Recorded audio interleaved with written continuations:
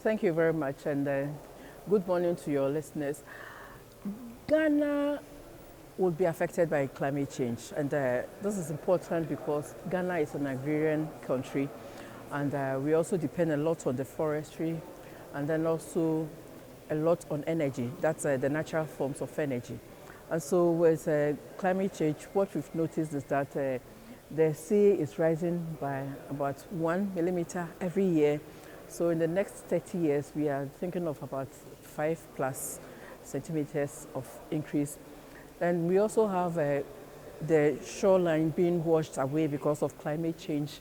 And we also have a situation where farmers cannot predict their yields because we know that grains, for instance, will reduce by about 7% in about 30 years.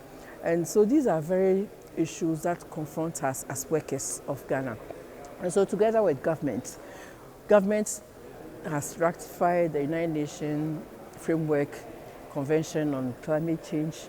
We have developed a policy on climate change. We have developed national climate change adaptation strategy. And the key one is that it's very participatory. When I talk about participation, I mean that all the social partners are involved in developing of such protocols.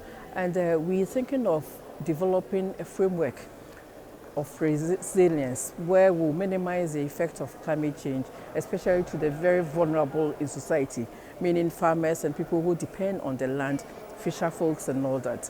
Again, we think that knowledge in climate change is very limited. So we are doing a whole strategy of sensitization and providing knowledge and doing a lot of research to see how it's going to affect us, and so developing mitigation measures to address that. Beyond that, we think that the problem was created by the global village. So we need the support of everybody in the world to make sure that we have adequate funding to mitigate some of these problems, because we are talking about very vulnerable people in society who may not have the technology and skills to mitigate the climate change effects. And we're also collaborating with the global community in terms of sensitization and technology transfer. The TUC Ghana is playing a key role in this because the TUC is the largest civil society organization in the country. And so together with other NGOs, we are developing strategies and making sure that our workers are informed about the effects and how we can mitigate some of these effects. So these are some of the things that the country is doing in terms of climate change.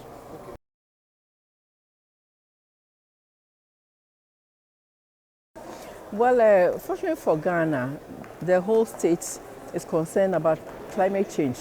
And so, as I said, the whole policy was developed out of participation of all the social partners. And we think that climate change mitigation measures should be mainstream in the whole development agenda of the country. And so, for instance, beyond the social partners working as individual blocks and constituencies, the whole development plan of Ghana is such that every sector of the society, government, the decentralized departments, district level assemblies, the employers associations, trade unions, should all include climate change approaches in their development programs and policies. So that is a very important aspect of it.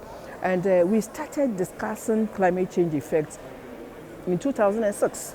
So it means that constantly we are sharing, and then we are making sure that every structure of society is abreast with what is happening.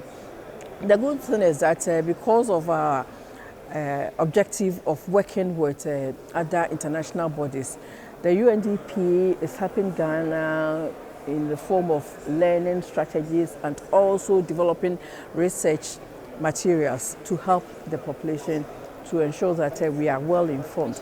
But beyond that, if you come to some of the constituencies, the government in particular is now launching a campaign on how to rejuvenate the environment, which has been destroyed mainly by mining activities, uncontrolled mining activities. And TUC is supporting this approach. And we think that once we develop the consciousness to be part of the environmental consciousness and conservation, it's going to help us to make sure that even at the grassroots level, people will be aware of some of these effects and then work towards mitigating some of the effects. So these are some of the approaches that the TUC is doing in collaboration with other civil society organizations and governments and then the employers.